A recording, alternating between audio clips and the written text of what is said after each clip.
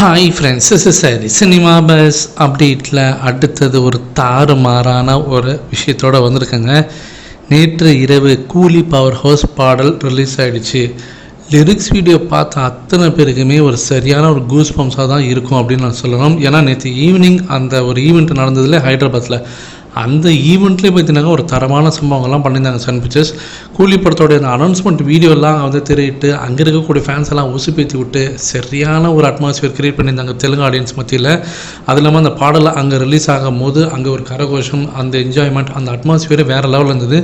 தெலுங்கு ஸ்டேட்டில் ஒரு சரியான ஒரு ப்ரொமோஷன் அப்படின்னு சொல்லணும். சரி, இப்போ பாட்டுக்கு வருவோம். பாட்டில் ரஜினி சாரை பார்க்கும் போது இப்படி ஒரு ரஜினி சாரை பார்க்கறதுக்கு தான் நாங்கள் வெயிட் பண்ணோம். அதாவது முதல் 2 பாடல் ரிலீஸ் ஆயிருந்தது, ஆனால் அதில் வந்து தலைவரை பெருசாக காட்டலை அப்படின்ற ஒரு குறை இருந்தது. அதெல்லாம் சேர்த்து வச்சு இந்த பாடலில் வேறு லெவலில் காட்டிட்டாங்க. லிரிக்ஸ்லாம் பார்த்தீங்கன்னா தரமான சம்பவம்.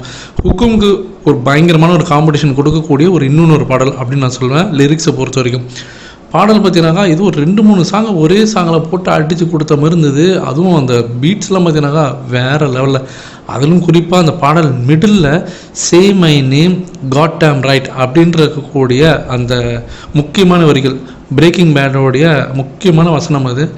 அந்த வரிகள் பார்த்தீங்கன்னா இதில் உள்ள கொண்டு வந்து ஒரு மிக்சிங் பண்ணுறதெல்லாம் பார்த்தீங்கன்னா காட் லெவல் அப்படின்னு தான் சொல்லணும். இது எல்லாத்தையும் தாண்டி ரஜினி சார் சொல்லுவார் பாருங்க, தொடரா பார்க்கலாம் அப்படின்லாம். இதெல்லாம் வந்து தேட்டர் மெட்டீரியலுங்க இதெல்லாம். ஸோ தேட்டரில் எனக்கு தெரிஞ்சு இது வந்து இந்த லிரிக்ஸ் வீடியோ பார்க்கும்போது ஏதோ ஒரு ஃபைட் சீக்வன்ஸில் வரக்கூடிய பாடலாக தான் தெரியுது.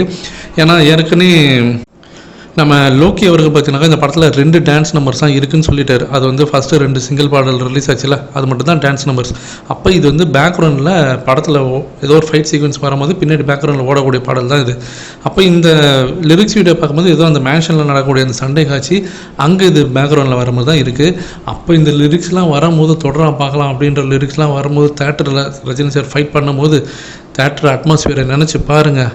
உண்மையாலுமே அரங்க அதிரட்டுமே அப்படின்ற அந்த வர வரிகளுக்கு உண்மையான மீனிங் என்னென்னு நீங்கள் தேட்டரில் போய் பார்த்தா உங்களுக்கே புரியும் ஃப்ரெண்ட்ஸ்.